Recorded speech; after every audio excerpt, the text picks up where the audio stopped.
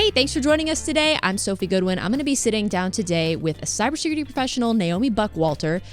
She has created her own LinkedIn learning course. She is a director of product security. She's got all kinds of hats that she's worn, and I'm really excited to sit down with her today and talk a little bit more about her journey into cybersecurity. So, Naomi, how are you doing today? I'm doing so good, Sophie. Nice to meet you. It's good to meet you too. I'm excited to dive in. I did do a little research because I wanted to know a little bit more about your background and kind of how you got to where you are. So in addition to everything that I rattled off, you've had a lot of roles dating back all the way to, I think you were a software engineer with the U.S. Army, which is really cool.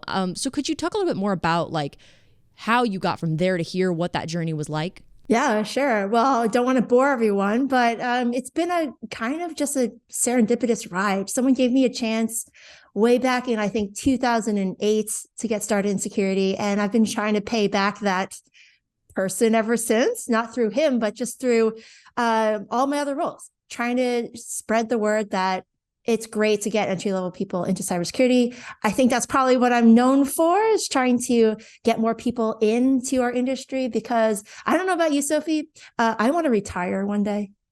Like, yes, don't we all? I don't want to keep working. And then like Wall Street Journal recently released this crazy article, and I'm pretty sure they're trying to gaslight us, but they're like, welcome to the 60-year career.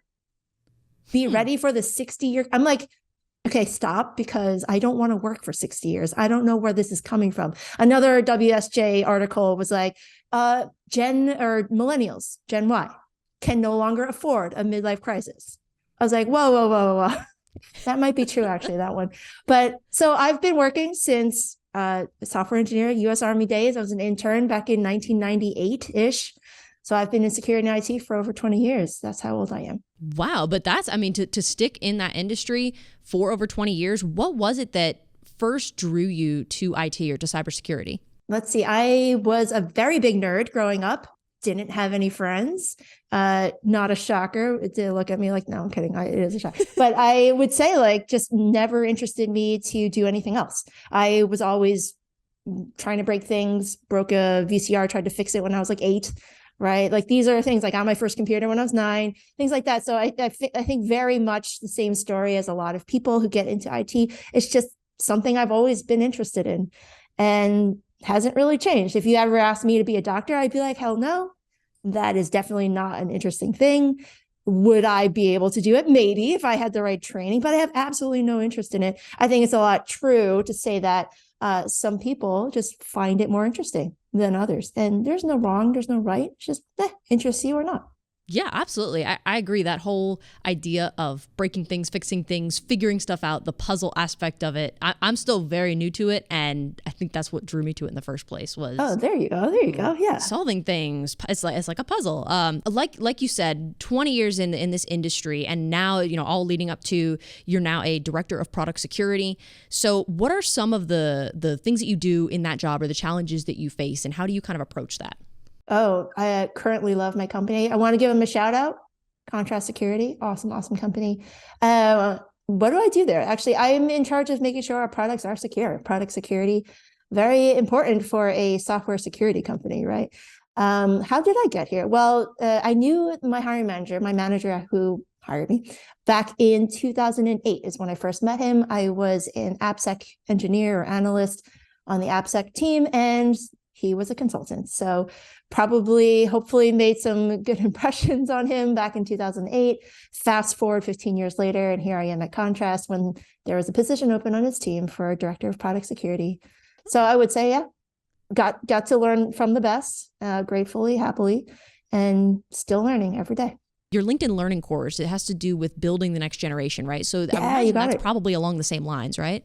Yeah. Like I'm less focused on candidates. Like I'm less focused on the people trying to break in, because I know they're trying to do the right things. They're taking certifications, they're doing boot camps, they're taking university courses, they're building home labs, they're writing articles in newspapers, or blogs and stuff like that. Like that's great. They're going to keep doing that because there's no openings for them. And so what ends up happening is they apply for these mid-level jobs that they're not qualified for. They're not, because they don't have the experience doing hands-on things in a real corporate environment, in a production environment. They just don't. And they're not supposed to, they're not expected to. And I'm telling the hiring managers, it's okay to hire someone like that to train them up to what you need them to be. But the fact that they're entry level, you're both understanding that. You're both signing up for that. The candidate who signed up for it understands they don't know anything, so they don't have to fake it. They don't have to lie on their resume or their interview. They can go in understanding they're expected to learn. And the hiring manager will give that person opportunities to learn in the safest way possible. You're not going to give them like admin access to any of the boxes because they shouldn't, right? Like you should actually threat model some of the things internally too. So these are the things Cybersecurity Gatebreakers is trying to teach. It's very slow going. We're very grassroots. We are accepting donations. So please hit us up, cybersecuritygatebreakers.org. That is where we're trying to make a presence on the internet. Yeah, well, absolutely. I mean, you've already got definitely a decent following on LinkedIn. I think you're coming up on like 75,000 followers. So definitely Crazy. Like quite the cybersecurity influencer. How did you get up to that point on LinkedIn? And I don't know if you're active on other socials as well, but how did you get to that point? Girl, I have no idea. It just happened. LinkedIn is just some crazy black box to me. I really don't know. Honestly, I swear. I think what happened is I just kind of started writing about things and I'm like, this is obvious. Does anyone else see this? I'm slightly autistic too. So it actually helps that I don't care what people think about me. So I just write and people started to write back. And I'm like, oh, this is nice. It's like a diary that talks to me, right? It's like kind of nice. I just kept writing back and forth. And then 2 years later, here we are. So it's like you're putting out there just like, this is what I think, this is how I feel. And like seeing that all of these people are on board with that and that they agree with you and that probably they're happy to see somebody else like, yes, finally somebody's saying it. Yeah, I think it was just like me saying it. I don't think I was the first one to say it, but I think cybersecurity is not as difficult as we try to make it out to be. There are very basic things that we can be doing better. Asset inventory is one of them, asset management, right? Taking things off the public internet. It's another one. Locking down, ports that like 22, SSH, that would be better if we turn those things off. Just little things like the basic things. I don't require a CISSP, that very famous certification from ISC Squared. You don't need a master's degree. You don't need 5 years experience. You can do these things today and not need all that experience. But a lot of people don't like that either because you don't F with people's money, Sophie. Mm-hmm. So they're like, well, if it was easy, why doesn't everyone do it? Or you wouldn't want somebody with, no experience doing this stuff. I'm like, well, actually, let me just tell you, like, it's not that difficult. Am I the only one who thinks it's not that difficult? And so I rankled a lot of feathers because a lot of people didn't like that. But I think a lot of people are starting to understand, like, you know what? I think she might be right. I think she's actually saying something that makes sense. Well, like you said, it's you can teach people a lot of this stuff. I've heard that there are certain qualities that, like tenacity and patience and the desire, the hunger to learn that are really necessary. And it's hard to teach that kind of a thing. You can maybe teach a lot of this other stuff, but if you can seek out the people that maybe have those kind of qualities, that is probably what you're looking for. So are there any other qualities you would say are pretty important to being successful or to lasting, I guess, in this field? Well, you're actually right on top of it. You're a gatebreaker. You're exactly what we're looking for, to like be like, yes, you understand the importance and you understand how to find people and who to look for. You mentioned, repeat those if you can. Just remember. Like tenacity, patience, hunger to learn. Yeah, all those things are great. I think you missed integrity. That's a big one. There's some, I would not say some, like all. There is a small number of people within cybersecurity who really shouldn't be in cybersecurity. There's definitely a lot of imposters, right? So and I think that's just a byproduct of us finding people who really aren't qualified because we don't know what we're looking for in terms of when we're hiring. And so we hire people with no experience, but they're lying about their experience. They're saying like, okay, I do have 5 years experience because that's what you're looking for. And that's how we end up with these low integrity, low skilled people within some of these positions that is actively hurting the corporations that they actually work for. So integrity, a huge one. How do you actually test for that? That's a little difficult. I would say look at historical data, like you take a look at the person's integrity background, just to do a lot of good reference checks. I do a lot of good homework as a hiring manager. And I think that's a key piece of the puzzle that's missing right now. And probably a lot of those qualities as far as being patient and, committing and having integrity, definitely, but wanting to learn more because this is such a constantly changing industry.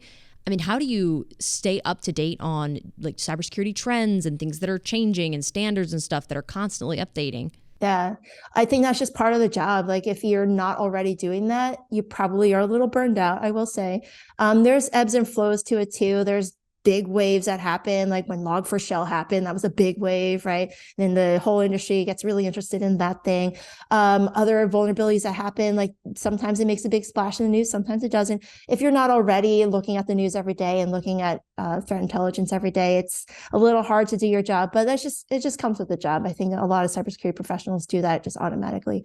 If you're not interested in that kind of stuff, that's okay too. Like it's not something you live and breathe like a lot of us do. That's fine. We need all types of people in cybersecurity, not just the people who live and breathe this stuff. So don't let it scare you. If you're like, oh, I don't wake up and the first thing I check is like, security news. Well, a lot of us do, and I guess that's okay. But if you don't want to do that, that's fine too. If you want to just do your job 9 to 5 and go home, that's totally fine too. We need a lot of those people also. The fact is, Sophie, we need more people doing cybersecurity. It doesn't even matter if they're doing full-time cybersecurity or not. We just need more people doing cybersecurity things. And that requires people from all different roles and all different walks of life, all different ways of thinking, all different backgrounds and ethnicities and ages and abilities. We need all of that working together because it is a losing war, and we are fighting a losing war. I wouldn't even call it fighting at this point. We are actively losing a war. I want to give a shout out to this book that I'm reading currently. It is amazing. It is called This Is How They Tell Me the World Ends. I'm sure you've all heard of this. It was published a couple of years ago. Nicole Perloff, she's a journalist, and she follows the cyber weapons arms race, and it starts with the Ukraine, the NotPetya, back in, I think, 2019, 2018, something like this.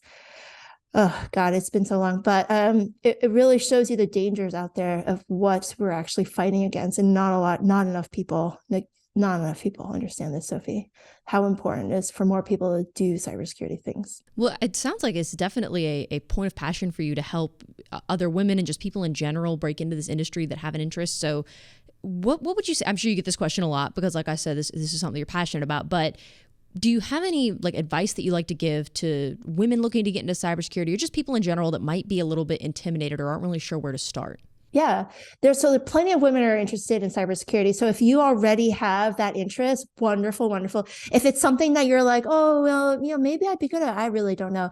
What you want to do is try to look at different opportunities and people who are currently in cybersecurity. Doesn't really matter what gender they are, but definitely start having conversations. So if you even have a passing interest of cybersecurity, clearly you do because you're watching this. But if you do, reach out to somebody that already is in the industry and just ask them about their day. Be like, what do you actually do? I'm super curious. And then keep asking why they do certain things. You'd be like, okay, so you tell me you do this thing, but why do you do that? Eventually you should get down to a level of understanding of why something needs to happen in order for this other thing to be safe. And that is what cybersecurity does. It's we are the invisible people behind the wall. We are trying to secure things without you really understanding or knowing it. But if you understand the why behind it, you're going to start getting interested and be like, okay, that sounds really, really cool. How do I actually do that? And then you can ask that person, how did you get into cybersecurity? Right. And so I have these conversations with lots of women. They have that passing interest. They don't know if they're going to be good at it. So they don't really want to put themselves out there and be like, girl, you are so smart. You're so good. We definitely need more women in this industry. We are way better at certain things than men are. Statistically, we really are. So we need more people, especially women, to get into cybersecurity. We can make way more progress in terms of where we currently are in security postures and things like that. So yeah, if you're listening and you're interested in cybersecurity, but you really don't know where to start, definitely reach out to me. I'm on LinkedIn. I try to answer messages. I'm not great at it, but just send me a message. And if I get back to you, that's great. Otherwise, I could send you to a person who can answer more thoroughly your questions. I think the more that we hear stories like your story and how you got to where you are, and advice from people like you that have gotten into this industry, and everybody's story is different, the more stories that I hear like that, the more encouraged that I am. Man, it's this is stupid, but have you seen the movie Ratatouille? Yeah, I love Ratatouille. So you know how he says not everyone can be a cook, but a good cook can come from anywhere. It makes me kind of think of that line, okay, maybe not everybody's going to be interested in cybersecurity or want to do it, but anyone can do it. It can come from anywhere. Absolutely. Yeah.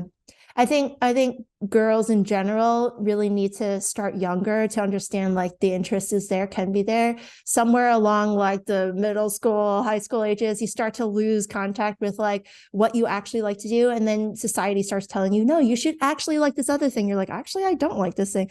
So women, girls and fathers, really encourage your daughters to be like, here's your interest. I appreciate you having this interest in tech. Keep going. My daughter, I love you. I love you no matter who you are. Do your thing. Join the robotics club. I love you, right? Like those are the kind of things we need to see more from the parents and from teachers and society to really encourage our young girls to just pursue something that they're already interested in instead of trying to push them into like other things that is more socially acceptable, I guess.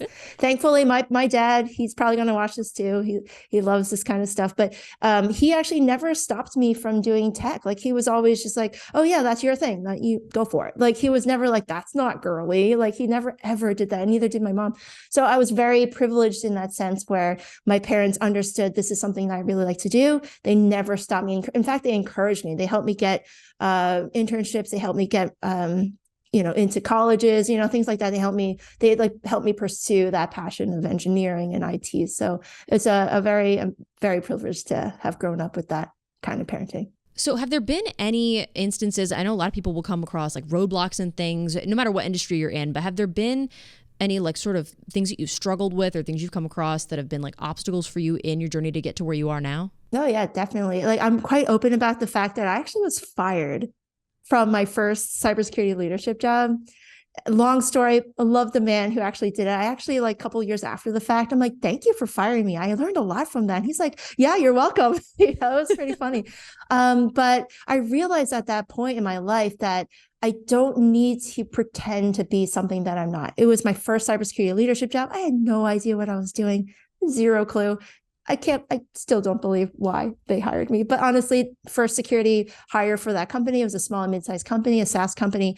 And I tried really hard. I thought I did all the right things. But in the end of the day, I was not being the security person that they needed. So I was doing the wrong things, even though I was doing the right things. It was kind of weird. But I learned something from that, which was it's okay to be bad at something because you give yourself permission to get better at it. Like it's the weirdest thing. It's a mind shift change. Like when I was younger, I would say like, if you're not smart, you're never going to be smart. Sorry. I would say like growing now that I'm a little older, I realize I'm bad at a lot of things. I'm bad at a whole lot of things, like so many things. But that's okay because that means I can get better at that stuff because I've given myself permission to be bad at something.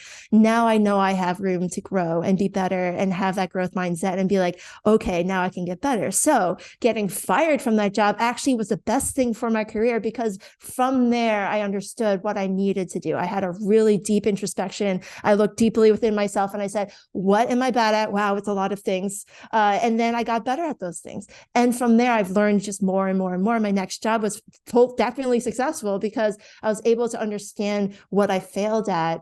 And I didn't just wallow in myself and just be like, wow, I'm so terrible. I'll never do this again. Like I was actually just being like, okay, yeah, I was fired definitely for the right reasons. Like I was not good at my job. So now I can be better. And I think a lot of security people eventually get on that mindset where they're like, I can be bad at something. It's okay. I can grow from that. And this is what Cybersecurity Gatebreakers is all about. We are trying to teach people it's okay to hire somebody who is bad at something because everyone has that growth potential. Everyone is able to learn cybersecurity because we've all done it too. There is nothing in cybersecurity that cannot be learned.